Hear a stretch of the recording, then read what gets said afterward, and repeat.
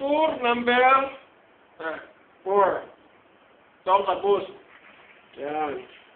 So, nagpapalaman yung kaibigan ko ng kabus. Yan. Tapos, ino-roll. Aywa. Yan. Tulad nitong kinakain ko. Yan. Kabus na may cheese. Yan ang tinapay ng pambansang tinapay ng Kuwait at sa buong Middle East. Yan. Ito po, ang kabus. Merienda tayo. Nakakagutom kasi pag walang ginagawa eh. Alam niyo ba yun? Yan. Ito tayo. Ay. Kumusta kayo dyan? Gusto na kayo? Kumusta ang buong madlang people in the Philippines? Kain po tayo ng kabus na may cheese.